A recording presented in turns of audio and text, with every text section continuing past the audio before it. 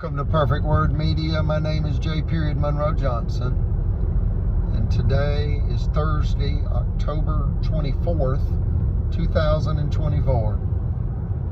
And I got some bad news, America, and it's gonna hurt.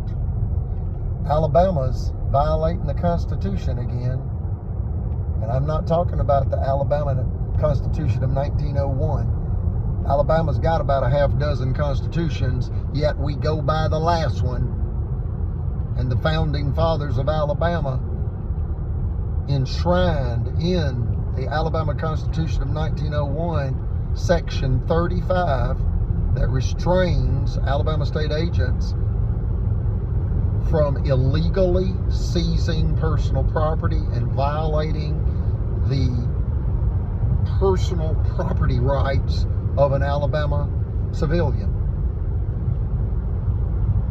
See, tyranny knows KNOWS, N-O, restraint, unbridled cruelty, unbridled greed.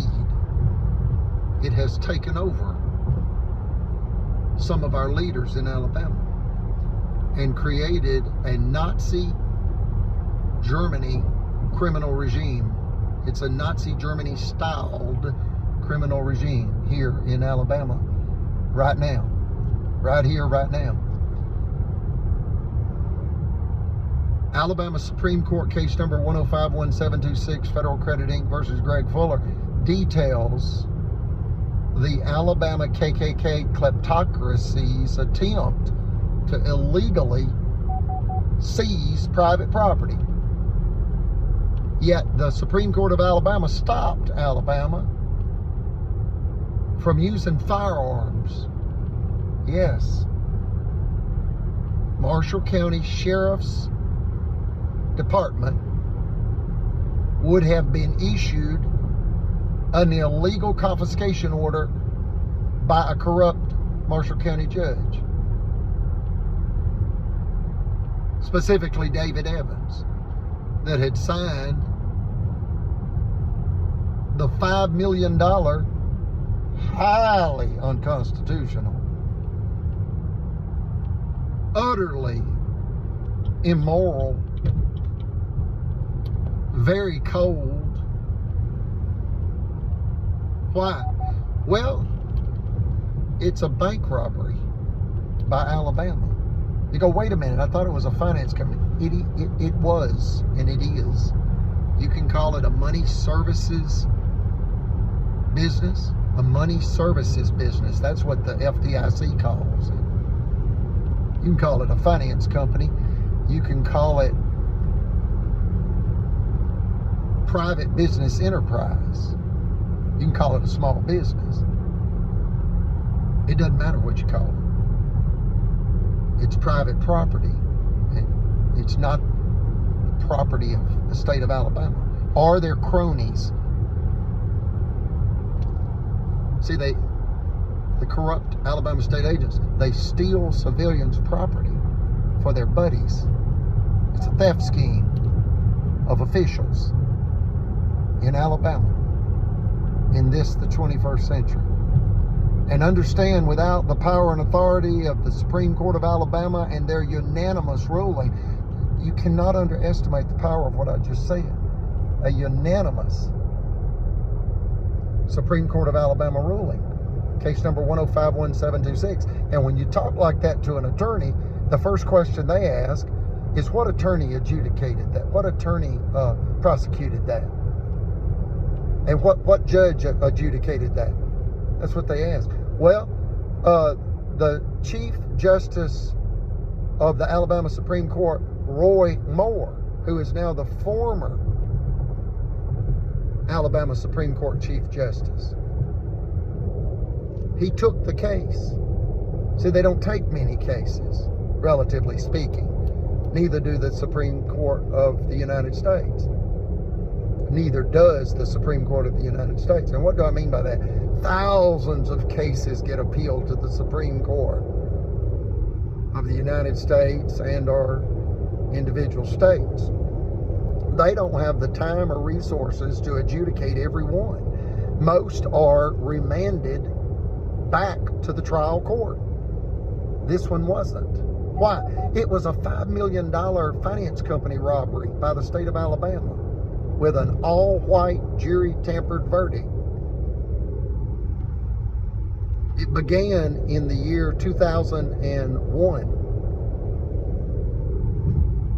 And we're almost entering the year 2025. And if you subtract 1 from 25, that's 24 years ago. And today's the 24th day in 2024. So you got a lot of 24s going on here. See the patterns. Understand Alabama's caught.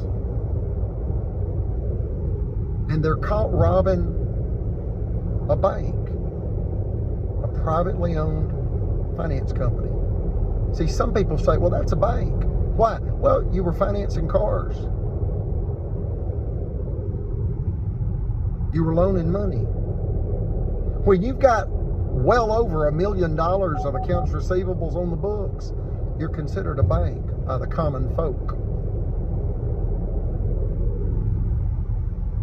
Now again, you can call it a finance company, but regardless, Alabama got caught robbing a finance company, and then they returned these corrupt officials in Marshall County and Montgomery County. This involves the governor, Kay Ivey. This involves the Attorney General, Steve Marshall. This involves 5 judges in Alabama that are corrupt, that committed perjury, obstruction of justice, civil rights violations, constitutional violations, both federal and state crimes. It's bank fraud. You want to keep it simple? It's one word. One word. Bank fraud. You go, wait a minute, that's 2. No, you put a hyphen between the 2 words. Make it one word. Keep it real simple. It's bank fraud. What's confusing is it's bank fraud by Bama. You go, wait a minute, I thought it was Alabama. Yeah, okay, call it Alabama. Doesn't matter what you call this. It's crime. It's violent crime. That's what it is. And we ask that you reach out to your federal friends. That's your representatives in Congress. That's your senators. Reference this YouTube channel, Spiritual Grandpa Live 100, and tell them you have concerns for our nation's future. You have concerns for your family. Now, and I word it this way, those to be. And what does that mean? Not just your children and grandchildren and great-grandchildren, your unborn children, your family's to-be-born children. Folks, no home's safe with this type of crime. When you've got judges conspiring in violent crime that involves SA, and if you're a mature adult, you know what SA means. It's SE*UAL, assault. That's what SA means.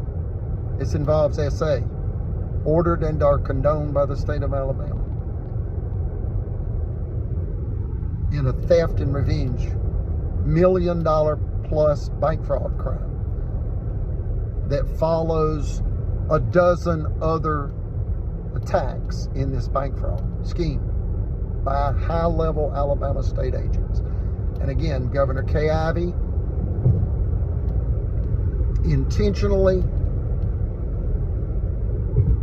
disregarded Brother Chappell's pleas for help, and within 90 days of his certified letter to Governor Kay Ivey, they had ended his life. The conspirators in this bank fraud. He was threatened with jail as he defended Constitution.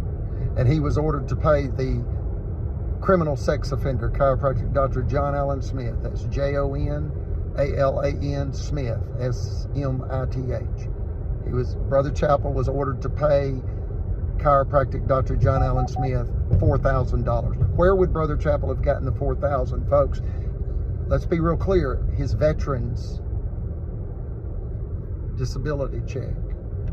He entered World War II at age 17 voluntarily. He told me he didn't expect to come home. I said, what, you expected to die? He said, it was a world war. We didn't expect it to ever end in our lifetime. It was much bigger than World War I. This was a real world war. Historians speak like that now. That technically World War I involved a few countries, and in essence World War II involved every country, directly and or indirectly in combat. So understand, they have stressed to death a World War II veteran, and we're going to close this out now. God save the United States.